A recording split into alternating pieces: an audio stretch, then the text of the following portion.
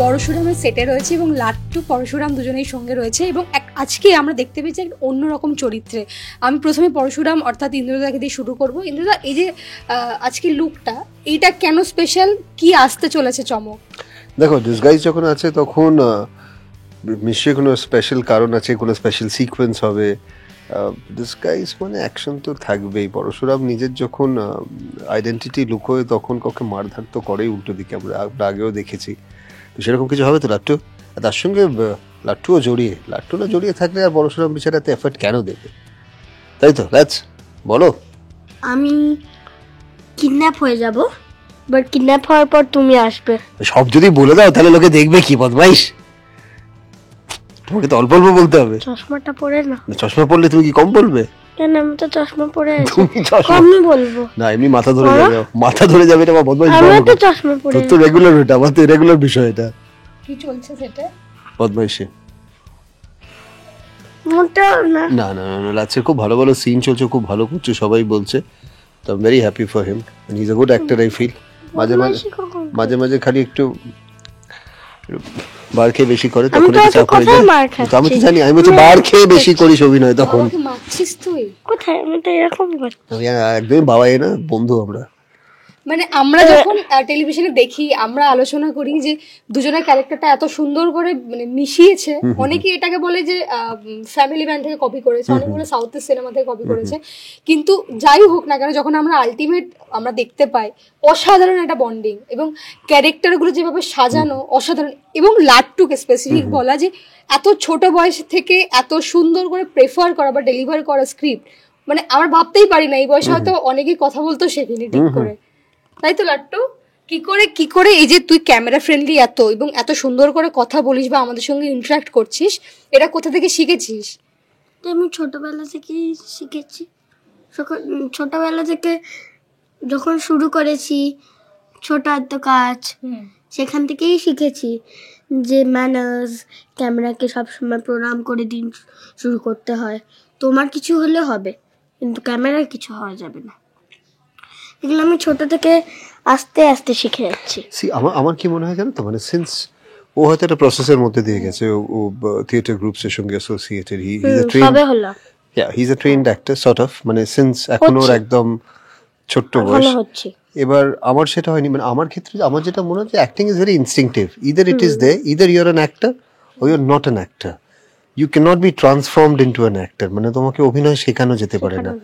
Either তুমি অনুভূতিটাকে feel করো এবং সেই অনুভূতিটা তোমার ভেতরে এতটাই গাঢ়ভাবে এবং স্বচ্ছভাবে আছে যে সেটা তোমার বেরোয় নানা রকম চরিত্রে, নানা রকম সিচুয়েশন যদি ক্যামেরার সামনে আসে, দর্শককে ছোঁয়, or it is not there. You can never be turned or made into an actor. Either you're an actor or you're not an actor. এই যে ক্যারেক্টারটা তোমার, সেটা কিন্তু খুব একটা মানে অন্যরকম ক্যারেক্টার এবং খুব হাই বেঞ্চমার্ক ক্যারেক্টার। তো সেখান থেকে নিজের মধ্যে তো আগে এই বিষয়টাকে ইনভলভ করতে হয় এবং আমরা শুনেছিও সেটা যখন মানুষের ব্যক্তিগত জীবন ঘেটে থাকে বা অ্যাক্টর অ্যাক্ট্রেসদের, সেটা ক্যামেরার সামনে প্রকাশ পায়। তোমার আমরা যতবারই বিভিন্ন ক্যারেক্টারের মাধ্যমে পেয়েছি তোমাকে, সেটা কোনো দিনই আমরা দেখিনি। ইনফ্যাক্ট মহলাতে এবার আমরা দেখতে চলেছি শিবের ক্যারেক্টারে পারফেক্ট, তোমাকে যেটা বললাম যে পারফেক্ট শিব। তুমি ইন্দ্রদা এই যে ক্যারেক্টারগুলোকে বিল্ড আপ করো প্রতি মুহূর্তে, এটা কি করে করো? দেখো, আমি তোমাকে বলছি, মানে এই ক্যারেক্টার তো definitely is such a wonderful writer না, হি ইজ সো গুড। এই একটা যেখানে মানে it is actually we are doing cinema. আমি ওনাকে বারবার বলি যে we are doing cinema with his writing. এটা ঠিক টেলিভিশন নয়, এটা সিনেমায় আমরা যেরকম পাঞ্চ লাইন পাই, যেরকম লার্জার দ্যান লাইফ হিরোইজম আগেরগুলোও ছিল, কিন্তু this is something which is larger than life, which is very cinematic. আর তুমি যদি বলো চরিত্রগুলো বিল্ড আপ করতে, আই এম ভেরি ইনস্টিংটিভ। তাই জন্য আমি তোমাকে আগের কথাটা বললাম। লোকে বলো না প্রচুর preparation, I have never ever prepared. কোনো সময় আমি প্রিপেয়ার করিনি। I come to the floor as a very open book. আমার মনে হয় অ্যাক্টিং ইজ অল অ্যাবাউট, মানে action is like, acting is more about reacting to situation. তুমি যতটা রিয়াক্ট করবে, তোমার কো অ্যাক্টর বলো, লাইন বলো, সিচুয়েশন বলো, প্রপ বলো, সব কিছুতে এখানে সাজানো থাকে। ক্যামেরা বলো, ডিরেক্টরের গাইডলাইন্স বলো, যিনি লিখছেন তার গাইডলাইন্স বলো। So I am that kind of an actor. তো আমাকে আলাদা করে আমাকে কখনো প্রিপেয়ার করতে হয়নি। এবার সব কিছুতে 2 2 4 হয়ে গেছে, তোমরা ভালো বলছো। যদি না হতো তাহলে হয়তো এই জায়গাটা বসে থাকতাম না। এতবার বেঙ্গল টপার হওয়া একটা টেলিভিশন, এটা মনে হয় কখনো ভাবাও যায় না, এবং এটাকে বারবার করে টপারে নিয়ে আসা, এটার জন্য যে খাটনিটা থাকে পুরো প্রোডাকশনের থাকে, এবং ওদেরকে আমি বিশেষ করে বলতে চাই যে ওরা যেভাবে ক্যারেক্টারটা বিল্ড আপ করে, অনবদ্য, মানে আউটস্ট্যান্ডিং স্ক্রিপ্টিং, আউটস্ট্যান্ডিং ওদের ডেলিভার। স্ক্রিপ্টিং ইজ, দেখো, দ্য আলটিমেট হিরো ও হিরোইন ও the king of television specially is the script. তুমি পৃথিবীর যাকেও এনে নাও, যাকে এনে নাও, যিনি লিখছেন, লেখাটা, গল্পটা এবং স্ক্রিপ্ট সেটা যদি ঠিক না হয়, সামনের মানুষটা কিচ্ছু করতে পারবে না। আর যদি ওইটা ঠিক থাকে, ফাউন্ডেশন যদি ঠিক থাকে, সামনের মানুষটাকে আক্ষরিক অর্থে কিছু করতে হয় না। আমি তোমাকে অনেস্টলি বলছি, কিচ্ছু করতে হয় না, এমনি জিনিসটা ডেলিভারেবল হয়ে যায়, কানেক্ট করে যায়। সেটা এই ক্ষেত্রেও প্রযোজ্য। ওদের জন্য ডেফিনেটলি ওরা স্কুল করে, ওরা এখন ছোট, ওদের প্রচুর খেলার বয়স, সারাদিন স্কুল করছে, এখানে আটকে থাকছে, it's very tough for them. আমাদের জন্য চলো এটা profession, we understand the value of work and money both. তো পুরো জিনিসটা ভালো হচ্ছে, উই অল হ্যাপি। কেন এতজন টেকনিশিয়ানস আছে, তারা ক্যামেরার পেছনে থাকে, তারা হয়তো এফর্টটা আমাদের থেকে অনেক বেশি দেন, কিন্তু তারা পরিপূর্ণভাবে আমাদের উপর ডিপেন্ডেন্ট, তারা, তাদের ফ্যামিলি। তো আমরা যদি, তুমি বললে না যে কিন্তু তোমার কোনো তোমার জীবনে যা হয়েছে, ধরো ওঠা পড়া, খারাপ লাগা, সবারই জীবনে যায় আপস অ্যান্ড ডাউন, তো সেগুলো কোথাও ক্যামেরার সামনে আসে না। তো আমি তো যে মানুষগুলো, যখন ধরো আমি ফ্লোরে এসে দাঁড়ালাম, আমি ক্যামেরার পেছনে যে কটা মানুষকে দেখতে পাচ্ছি, আমি জানি তাদেরও বাড়িতে কিছু হয়েছে, কারোর বাবা শরীর খারাপ, কারোর হয়তো কোনো আর্থিক অসুবিধে, কারোর অন্য কোনো ঝামেলা, তো তাদের দেখাবার জায়গা নেই। তাদের যদি দেখাবার জায়গা না থাকে, একই যখন ফ্লোরে দাঁড়িয়েছে, আমার দেখাবার জায়গাটাও নেই, because I am responsible not only for my self, for the people behind the camera also.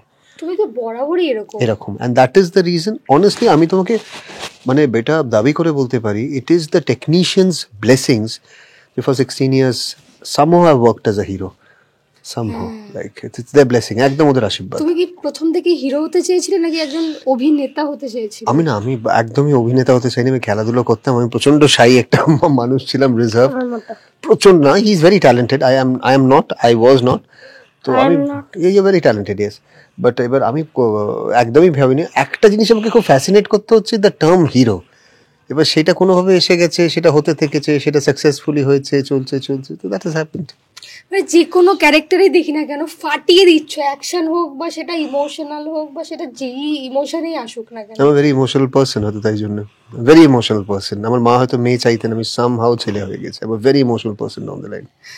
এই যে বাড়ি সামলানো, এবার এই শুটিং সামলানো, পরশুরামে আজকে দেখছি যে সারা দিন চলে শুটিং, তো ও শরীর খারাপ, তার মধ্যে কিন্তু ও যেভাবে অ্যাকশন করছে এবং শিখছিল রীতিমতো বাইরে, যখন ওকে বোঝাচ্ছে। ধরো আমার ব্লক টেস্ট চলছে, ব্লক টেস্ট এই কালকে শেষ হলো, কালকে 12টার সময়, কালকে সকালে 6টায় উঠেছি, 6টা থেকে 12টা 11টা অবধি পড়েছি, তারপরে 12টায় ব্লক টেস্ট দিতে গেছি, 6টায় ফিরে এখানে এসেছি। সেটা তো আমাকে বাধা দেয় না, আমার শরীর খারাপও ছিল কালকে, কিন্তু আমি কালকে করেছি। সবাই এখনো বলে যাচ্ছে ফাটিয়ে দিয়েছি।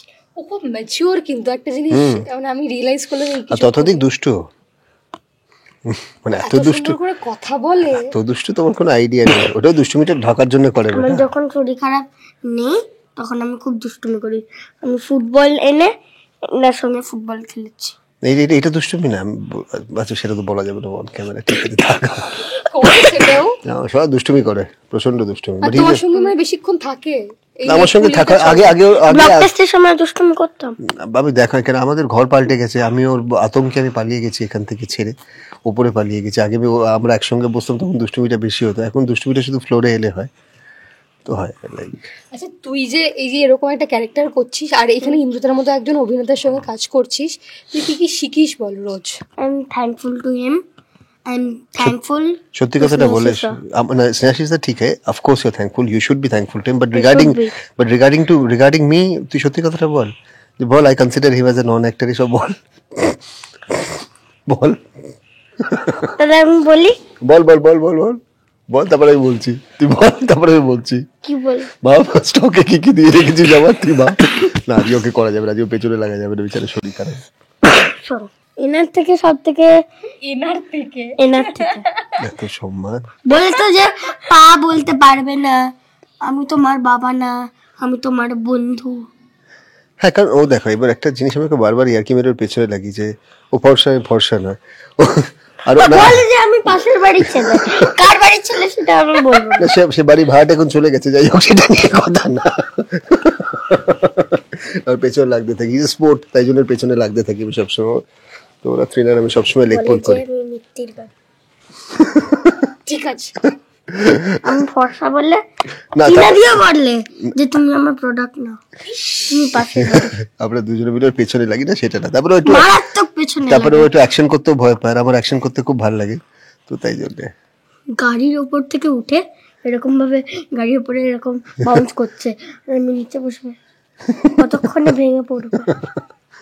বলছে যে দাঁড়া 1 সেকেন্ড দাঁড়া, এক্ষুনি ভেঙে পড়বে। আরো আরো আরো তাড়াতাড়ি ঝাঁপাচ্ছে। কেমন লাগছে বলে অ্যাকশন গুলো করতে? ভালো লাগছে, মানে ভয়ও লাগছে শুধু এটার জন্য। তুই বারবার করে হাতটা এই দিকে কেন নিয়ে চলে যাচ্ছিস? তুই কি বোঝাতে চাস? না, ও আসলে ভালো হওয়ার চেষ্টা করছে, তো প্রচন্ড দুষ্টু। ওর এটাকে এটা তো ও রামকৃষ্ণ দেব বাবার কোনো লোক করিনি, ও কিন্তু একদম সাধক বাবা কেন, ওকে আমি তো চিনি। ও দুষ্টুমিগুলো। এই যে বাবা ছেলের বন্ডিংটা যেটা দেখতে পাই আমরা, এবং তুমি যেভাবে প্রেজেন্ট করো সেটা না পাও দুষ্টু সত্যিকারে, হ্যাঁ, এরকম প্রচন্ড ভাবে দুষ্টু। যাচ্ছে বলছে চল নাচি। কি করছি? মানে কোডে কথা হয় নাকি? হ্যাঁ, হ্যাঁ, ওর আমার আন্ডারস্ট্যান্ডিং টাইমিং খুব ভালো। এই যে বাবা ছেলে যে বন্ডিংটা দেখতে পাই ইনুদা, এরকম বন্ডিং মনে হয় সবার বাবার ছেলেরই হওয়া উচিত, এবং ছেলেদের সঙ্গে মনে হয় তাই হওয়া উচিত। ইমোশনাল কানেক্টটা খুব বেশি।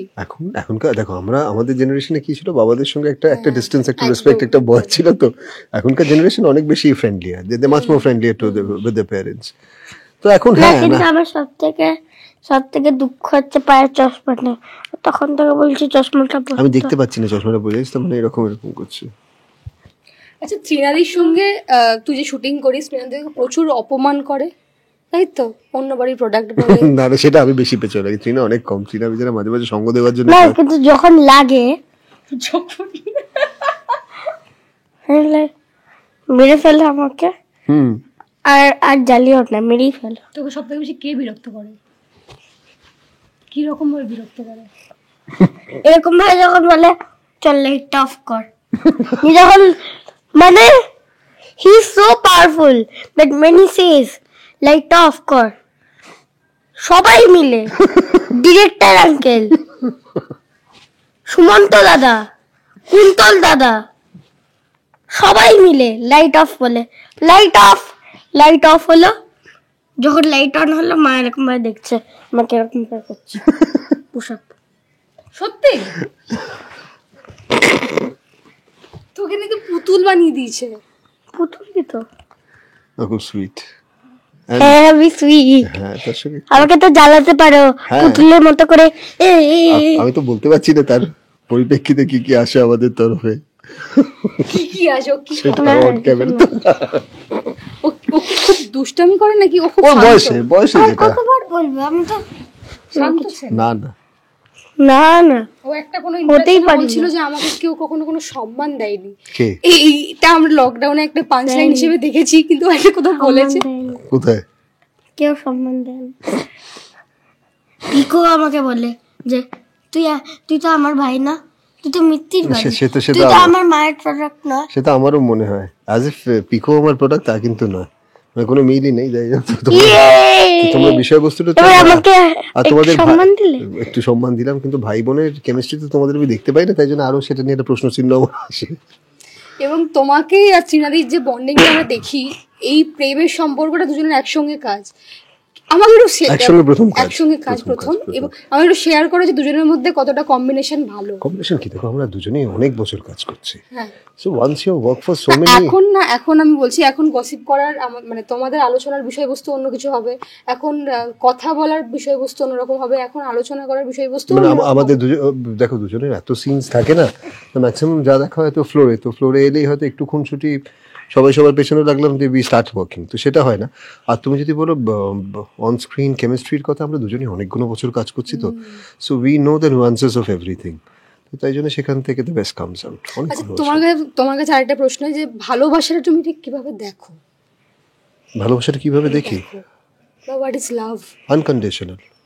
একদম কোনো কন্ডিশন নেই, মানে যেটা ওর সাথে আমরা দেখতে পাচ্ছি। কোনো কন্ডিশন, কোনো ব্যাখ্যা নেই। যেই মুহূর্তে ভালোবাসার ব্যাখ্যা হবে, সেটা সম্পর্কের মাধ্যমে হোক, সেটা কীরকমভাবে, কতটা, কেন, কিভাবে, সামাজিক অসামাজিক কিছু, তখন সেটা ভালোবাসার পর্যায়ে নেই। ঠিক ঠিক ঠিক। আমরা আজকে আড্ডা শেষে একটু ইন্দ্রদা বলো যে কি আসতে চলেছে। আমি আবারও জিজ্ঞেস করছি, কারণ প্রথমে তুমি আমাকে ঠিক করে একটু বলো নি। আজকে দর্শক যেটা দেখবে এই লোকটা দেখার পর অনেকটা প্রশ্ন রয়েছে। এই লোকটা দেখার পর তো মার মার মার, বুড়ো দাদু। হ্যাঁ বুড়ো দাদু হয়ে গেছে, সেটা জোর করে ওর ইচ্ছে। ও বারবার চাইতো যে আমাকে বুড়ো লাগুক, বুড়ো লাগুক, বুড়ো লাগুক। তা আনফরচুনেটলি লাগে না। বুড়োই কি বুড়ো করে লাগুক, মানে আমি এমনি বুড়ো? ইস, তুমি তো এরকম ভাবে মাঝখানে নিয়ে মাখো, কোথায় এরকম ভাবে লক করো। ইস, এটা পৃথিবীর কেউ বলতে পারবে না। ও সব বলে লাভ নেই, ও সব বলে লাভ নেই। তোমাকে মনে হয় আমি জীবনেও দেখিনি। আমি তো কবে, আমি নিজেই দেখলাম না। কিন্তু অনেক সিক্রেট রিভিল করেনি। না, এটা সিক্রেটই না।